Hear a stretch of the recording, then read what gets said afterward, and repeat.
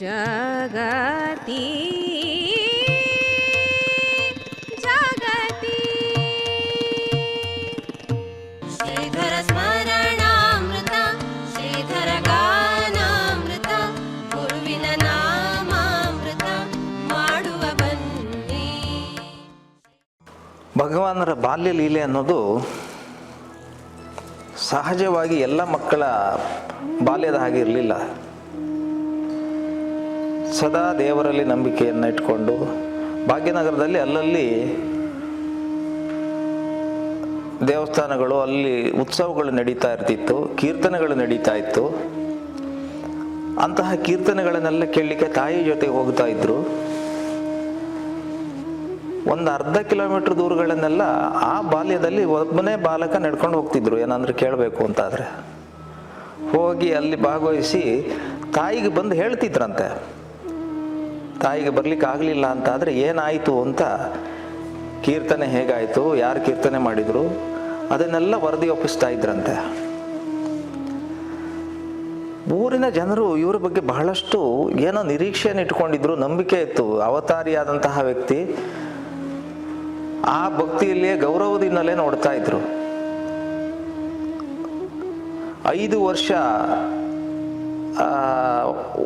ವಯಸ್ಸಾದಂತಹ ಸಂದರ್ಭ, 5 ವರ್ಷವೂ ತುಂಬಿರಲಿಲ್ಲ. ಆ ಹೊತ್ತಿಗೆ ಅಲ್ಲಿ ಅದೇ ಕೇರಿಯಲ್ಲಿದ್ದಂತಹ ಒಬ್ಬ ವೃದ್ಧೆ ಬಂದು ಹೇಳಿದ್ರಂತೆ, ಅಲ್ಲಿ ಅನತಿ ದೂರದಲ್ಲಿ ಒಂದು ಬಾವಿ ಇದೆ, ಆ ಬಾವಿಯಲ್ಲಿ ಒಳ್ಳೆ ನೀರಿದೆ, ಆದರೆ ಯಾರು ಹೋಗಿ ನೀರು ತರಲಿಕ್ಕೆ ಆಗೋದಿಲ್ಲ ಶ್ರೀಧರ. ಯಾಕೆಂದರೆ ಅಲ್ಲೊಂದಷ್ಟು ಈ ಕುಂಬಾರ ಹುಳು ಅಂತ ಹೇಳ್ತಾರೆ, ಜೇನಿನ ಹಾಗೆ ಗೂಡು ಕಟ್ಕೊಂಡು ಇರುವಂತಹ ಹುಳು. ಆ ಬಾವಿಯ ಕಟ್ಟೆ ಹತ್ರ ಎಲ್ಲ ಗೂಡು ಕಟ್ಟಿದೆ, ಹೋದವ್ರನ್ನೆಲ್ಲ ಕಚ್ಚತ್ತೆ, ಹಾಗಾಗಿ ನೀರು ತರಲಿಕ್ಕೆ ಆಗೋದಿಲ್ಲ ಅಂತ. ನೀನೇ ಏನಾದರೂ ದಾರಿ ಮಾಡಿಕೊಡ್ಬೇಕು ಅಂತ.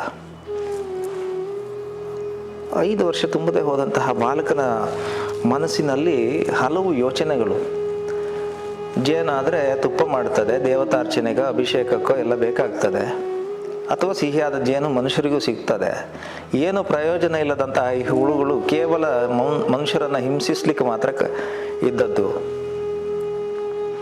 ಹಾಗಾಗಿ ಅವುಗಳಿಗೆ ಮೋಕ್ಷವನ್ನೇ ಕರುಣಿಸಬೇಕು ಅಂತ ಹೇಳಿ ಸಂಜೆಯ ಹೊತ್ತಿಗೆ ಹೋಗಿ ಆ ಕುಂಬಾರ ಹುಳದ ಗೂಡನ್ನು ಕಿತ್ತು ಹಾಕಿ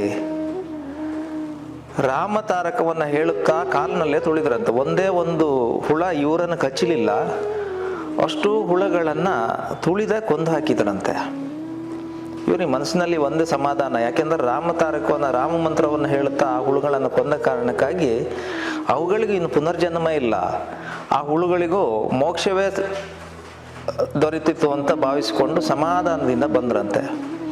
ಮರು ದಿವಸ ಬಾವಿ ಹತ್ರ ನೀರಿಗೆ ಹೋದರೆ ಯಾರಿಗೂ ಯಾವ ತೊಂದರೆ ಆಗಲಿಲ್ಲ, ಇದು ಶ್ರೀಧರರದ್ದೇ ಕೆಲಸ ಅಂತ ಎಲ್ಲರೂ ಬಂದು ಶ್ಲಾಘಿಸಿದ್ರಂತೆ. ಹೀಗೆ ಪ್ರತಿಯೊಂದು ಕ್ಷಣದಲ್ಲಿಯೂ ಲೋಕ ಕಲ್ಯಾಣಕ್ಕೆ ಬೇಕಾಗಿ ಇನ್ನೊಬ್ಬರಿಗೆ ಯಾವುದೋ ಒಂದು ಸಹಕಾರವನ್ನು, ಸಹಾಯವನ್ನು ಮಾಡುವಂತಹ ತುಡಿತವೇ ಆ ಒಂದು ಎಳವೆಯಲ್ಲಿಯೂ ಶ್ರೀಧರನ ಮನಸ್ಸಿನಲ್ಲಿತ್ತು. ಅದೆಷ್ಟೋ ಬಾರಿ ತಾಯಿಗಂತೂ ಎಲ್ಲ ಕೆಲಸಗಳಲ್ಲಿ ಸಹಾಯ ಮಾಡ್ತಿದ್ರಂತೆ.